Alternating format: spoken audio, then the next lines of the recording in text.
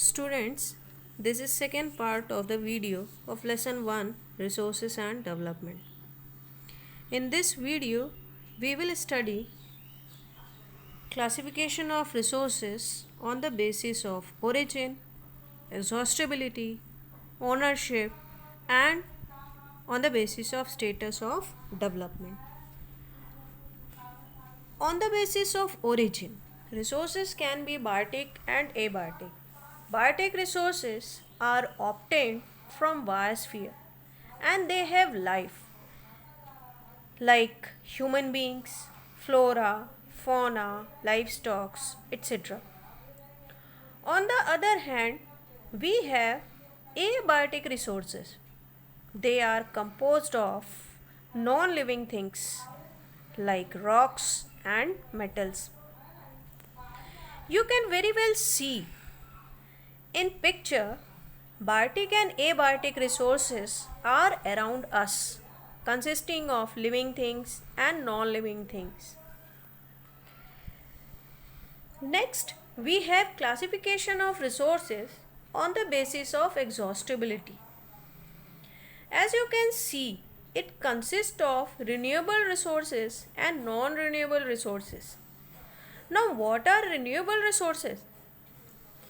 Renewable resources are replenishable, which can be renewed or reproduced by physical, chemical or mechanical process.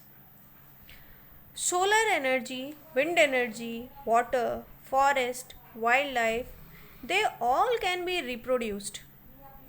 On the other hand side, non-renewable resources are formed over substantially long geological time.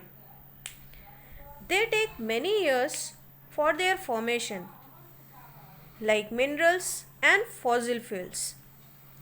They can be further subdivided into two parts: recyclable resources like metals and non-recyclable resources like fossil fuels, which cannot be recycled and get exhausted with their use.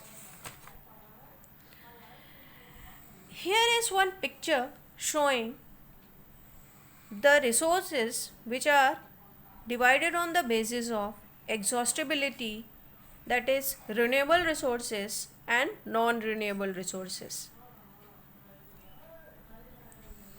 On the basis of ownership, we have individual resources, community owned resources, national resources and international resources.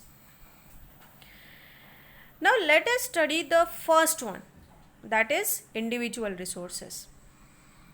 The resources which are owned privately by individuals are called individual resources. For example, in rural areas, farmers have land given to them by government, and at the end of a month or a particular year, they have to make payment. In urban areas, we have plots and houses. Every individual has bought that land and they can do whatever they want to do with it. They can build houses, do plantation, etc. Then come to the community owned resources. As the name suggests, the resources which all the people of a community can use, for example grazing grounds, common ponds, public parks, picnic spots, etc. Here individuals don't have rules as it is meant for public. So everyone has given similar rights. Now students, let us come to national resources. These are the resources that belong to nation. Roads, railways, minerals, forest, etc. are all the examples of the national resources. You must have seen that sometimes in order to construct roads, canals and railways, private properties are demolished. Of course, they are paid certain amount of money by the government. in order to build these roads, canals, etc. for public interest. The government has legal power to acquire even public property. Territorial water and the resources within it is also a part of national resource. What is territorial water? It refers to the oceanic area up to 12 nautical miles from the coast. Nautical miles is the unit to measure distance in oceans. It means that we have full right over territorial water and its resources. Then come to the last division, that is the international resources.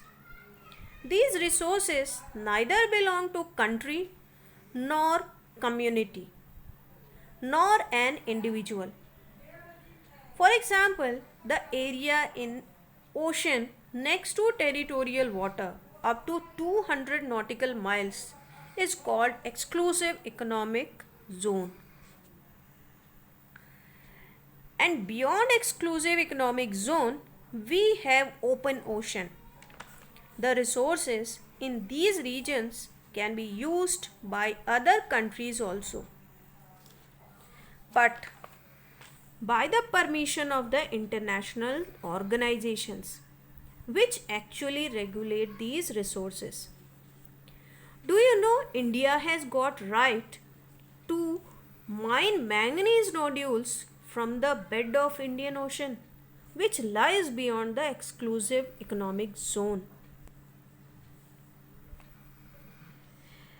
There is a picture in which you can see the division of resources on the basis of status of development.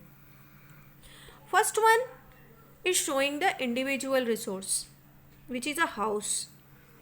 Second one, it is showing a park, which is community owned. Third one is train, which is a national resource. And last one is showing the ocean.